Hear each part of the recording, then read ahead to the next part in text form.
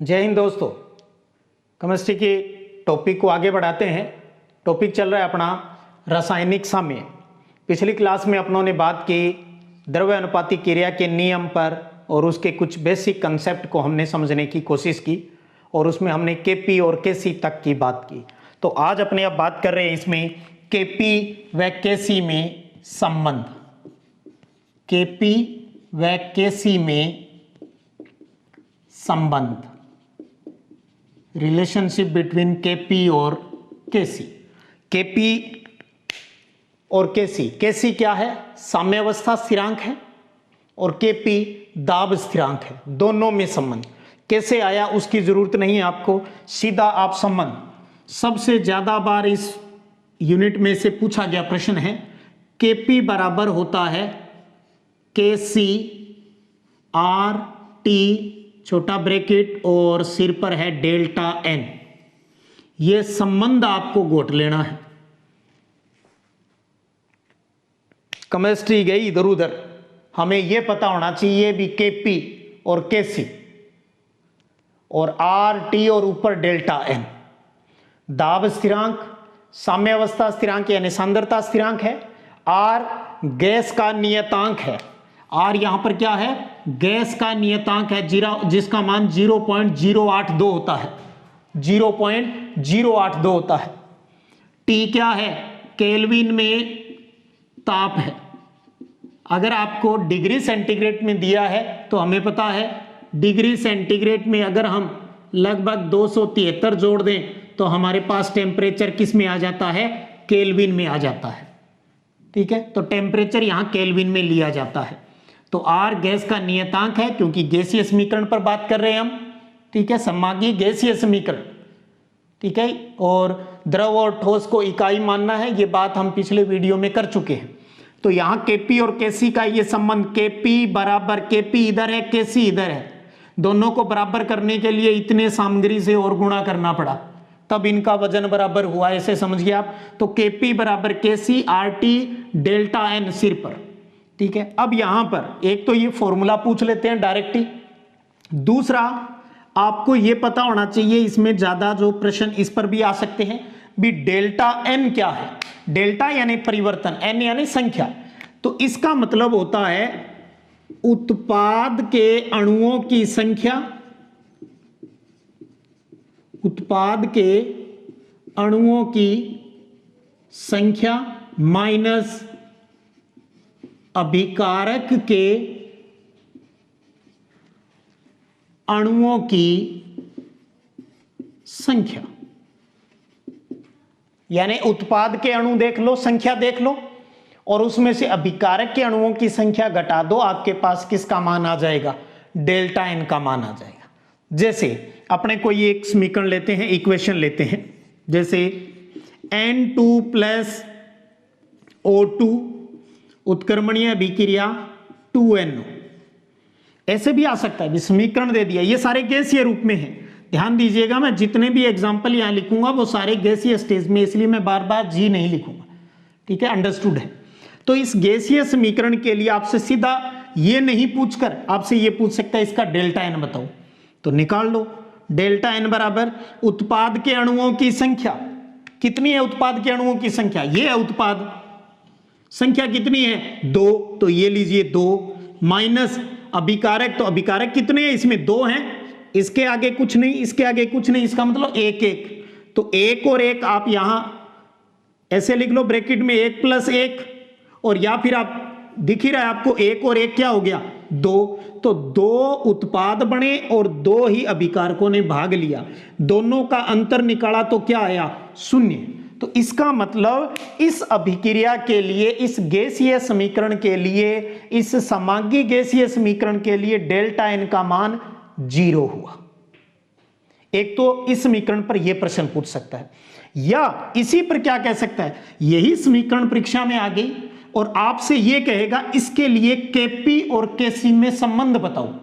तो आपको जब यह संबंध पूछे किसी समीकरण, एक तो सीधा फॉर्मूला पूछ सकता है, दूसरा समीकरण देकर आपको इनका संबंध पूछेगा। समीकरण देगा दोस्तों तो ध्यान रख लेना, हमें डेल्टा एन निकालना पड़ेगा। Delta n. तो इस समीकरण के लिए पहले आप क्या निकालोगे, फिर डेल्टा एन। अब हम एक प्रश्न तो ये कर लिया, इसी समीकरण का हम संबंध वाला प्रश्न और कर ले। तो Kp बराबर Kc R T delta n, ऊपर आता है डेल्टा एन, डेल्टा एन कितना हो गया 0 लगा दो 0। और किसी भी संख्या की घात अगर 0 हो, जैसे 1 की घात 0 तो इसका उत्तर 1, 99 की घात 0 तो लोगरिथम लघुगणक में आपने पढ़ा है उसका उत्तर 1 होता है। तो इसका मतलब इस पूरे की घात 0 है, इसका मतलब इसका उत्तर 1 हो गया। तो 1 को केसी से गुणा किया तो केसी केसी रहेगा, 1 से गुणा से कोई फर्क नहीं पड़ेगा। तो केपी बराबर क्या हुआ केसी, ये उत्तर आएगा फिर उसमें। यानी एक ही समीकरण से 2 प्रश्न पूछ सकता है आपसे। छोटा पूछे तो पूछ लेगा इसके लिए डेल्टा एन बताओ कितना है, हम कह देंगे 0, 2 में से दोगे 0। या आपसे कह सकता है इस समीकरण के लिए केपी और केसी में संबंध बताओ। तो ध्यान दीजिए, जिस समीकरण का डेल्टा एन 0 आएगा उसमें केपी और केसी का मान बराबर होगा, केपी और केसी का मान बराबर होगा कोई भी समीकरण। जैसे और एग्जांपल इसी H2 प्लस I2 2HI, इसमें भी क्या है 2 और इधर 2, तो डेल्टा एन का मान कितना आया 2 - 2 बराबर 0। तो केपी बराबर क्या हो जाएगा इसके लिए भी, तो डेल्टा एन 0 के लिए केपी और केसी का मान बराबर होगा, बराबर होगा। इसी तरीके से हम कोई पॉजिटिव नेगेटिव, जैसे हमने तो इसका मान क्या है ये बराबर आ गया, डेल्टा एन का मान क्या आया 0, तो ये 0 की 2 समीकरण कर ली। इसी तरीके से कोई पॉजिटिव या नेगेटिव की देख लें, जैसे समीकरण लिखते हैं PCl5 टूट गया PCl3 प्लस Cl2 में। आपसे पूछेगा इसके लिए डेल्टा एन का मान बताओ, ये पूछ सकता है, या आपसे पूछ सकता है केपी और केसी में संबंध बताओ। तो डेल्टा एन निकालो पहले, तो 1 और 1 2, 2 तो उत्पाद है और इधर अभिकारक कितना है 1, तो उत्तर क्या आया 1। बड़ी संख्या प्लस की है तो इसका मतलब 1 प्लस, तो डेल्टा एन क्या हुआ धनात्मक हुआ, डेल्टा एन क्या हुआ धनात्मक हुआ। तो इस समीकरण के लिए डेल्टा एन धनात्मक। ऑप्शन आपके शून्य, धनात्मक, ऋणात्मक ऐसे भी हो सकता है, या मान देके भी हो सकता है, 0 +1 -1 +2 -2 ऐसे। तो अगर संख्या में आए तो +1 या सिर्फ 1, क्योंकि जिसके आगे कुछ नहीं लगा वो प्लस भी है, ठीक है। तो ये धनात्मक, तो इस समीकरण के लिए डेल्टा एन क्या हुआ पॉजिटिव हुआ। अब आपसे वो पूछ ले भी इसमें केपी और केसी का संबंध बताओ, तो एक बार हम पूरा फॉर्मूला लिख लेते हैं। ये लीजिए, ये पूरा फॉर्मूला है, तो मान रख दो केपी बराबर केसी आर टी, डेल्टा एन के ऊपर क्या आ जाएगा +1 +1। इसका मतलब क्या हुआ, इसका मतलब ये हुआ भी केसी के साथ थोड़ा सा गौर कीजिएगा, केसी के साथ ये संख्या, ये मान रहेगा, हटेगा नहीं। यहां तो हट गया था क्योंकि इसकी घात 0 होगी, 0 होगी, उसका उत्तर 1 हो गया, 1 को इससे गुणा किया तो उतना ही रह गया। लेकिन इसका मतलब केसी का जो भी मान है, सपोज करें हम कोई भी, आप 100 मान लो, 10 मान लो, कल्पना कर लो, उसके साथ आर का मान, टी यानी टेम्परेचर जो दिया होगा या जहां हम प्रैक्टिकल कर रहे हैं, वो संख्या इसके साथ गुणा होगी, केसी के साथ गुणा होगी। तो केसी के साथ इतना मान गुणा होने से क्या होगा, इधर का मान बढ़ जाएगा, तो इधर का टोटल मान बढ़ जाएगा। टोटल मान बढ़ने का मतलब है किसका मान बढ़ गया, केपी का मान बढ़ गया, केपी का मान बढ़ गया। ये चीज आप थोड़ी सी समझ ले। बी ये पॉजिटिव है तो ये आंकड़ा है, इसका मतलब ये आंकड़ा इससे गुणा होगा, केसी से गुणा होगा, क्योंकि बराबर के इधर गुणा होगा, तो ये सारा मान बढ़ जाएगा। बढ़ेगा हुआ मान किसका है, केपी के बराबर है। तो इसका मतलब जब डेल्टा एन पॉजिटिव है तो केपी का मान केसी से क्या आएगा, ज्यादा आएगा, केपी ग्रेटर देन केसी। फिर भी दिक्कत हो, आप ध्यान रखिए, जब डेल्टा एन पॉजिटिव है तो पी पी कर देना, पी यानी पॉजिटिव, केपी ज्यादा होगा, पॉजिटिव का केपी ज्यादा होगा, तो केपी ग्रेटर देन केसी होगा, ठीक है। इसी तरीके से कोई और समीकरण कर ले, एक जिसका कोई और उत्तर निकल रहा हो। अमोनिया वाली कर लेते हैं, N2 प्लस 3H2, दोनों तरफ तीर का निशान 2NH3, गैसीय रूप है। डेल्टा एन क्या आएगा इसका? डेल्टा एन क्या आएगा? इधर कितने उत्पाद? 2, अभिकारक कितने हैं? 3 और 1 4, 2 में से -4 गया तो उत्तर क्या आया? -2, क्योंकि माइनस की संख्या बड़ी है, -2। इसका मतलब इस समीकरण के लिए डेल्टा एन का मान क्या हुआ? नेगेटिव हुआ। इस समीकरण के लिए डेल्टा एन का मान नेगेटिव हुआ है, ऋणात्मक हुआ है। तो अब वही तो बताओ केपी और केसी में संबंध क्या होगा? इसका मतलब तो केपी बराबर केसी आरटी के -2 लगेगा। -2 को पॉजिटिव करना चाहेंगे तो क्या हो जाएगा? ये केसी के बटा आएगी हुई रकम केपी से गुणा होगी। इसका मतलब केसी का मान इसमें ज्यादा हो जाएगा। ठीक है, केसी का मान इसमें केपी से ज्यादा हो जाएगा। तो कुछ भी नहीं समझ में आए तब भी फर्क नहीं पड़ता। मैं कहता हूं गौर कर ले, बिना केमिस्ट्री आए भी प्रश्न सही। अगर डेल्टा एन 0 है तो केपी और केसी बराबर होंगे। अगर डेल्टा एन पॉजिटिव है तो केपी ज्यादा होगा। और तीसरा, अगर डेल्टा एन नेगेटिव है तो उल्टा कर देना, केपी का मान कम होगा, यानी केसी का मान है वो ज्यादा होगा। और अगर इस पर गणितीय सवाल भी आ जाए कोई फर्क नहीं, मान देगा वो आपको, केपी देगा, केसी, इन दोनों में से एक मान देगा। आर का मान आप ध्यान रखिएगा 0.082, पेपर में दे भी सकता है, नहीं भी दे। टेम्परेचर आपको प्रश्न में देगा 20 डिग्री, 30 डिग्री, 25 डिग्री, जो भी देगा। डिग्री में दे तो 273 जोड़ देना, केल्विन में दिया है तो कुछ नहीं जोड़ना है, तो उसका जो भी यहाँ कैलकुलेशन आए। तो आप सवाल आने के हालांकि आए हुए हैं कई बार, लेकिन आप पहले इतना बेस तैयार कर ले, हो सकता है इतने में से ही अपना काम चल जाए। तो ये एक बहुत प्यारा प्रश्न है केपी और केसी में संबंध का। अब एक चीज ध्यान रखिए, उत्तर मत रट लेना किसी समीकरण को देख के।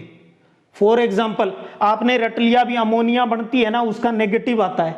अमोनिया बनती है तब नेगेटिव आता है। अगर इस समीकरण को उल्टा लिख दिया तो, जैसे इधर लिख दिया अमोनिया 2NH3 और बन गया N2 प्लस 3H2। अब क्या होगा? निकालो डेल्टा एन इसका, अपनी मत चला देना, जो प्रश्न कहे उसकी चलानी है। तो इधर हो गया आपके 3 और 1 4 उत्पाद, अभिकारक हो गए 2, 4 में से 2 गया तो उत्तर आया +2।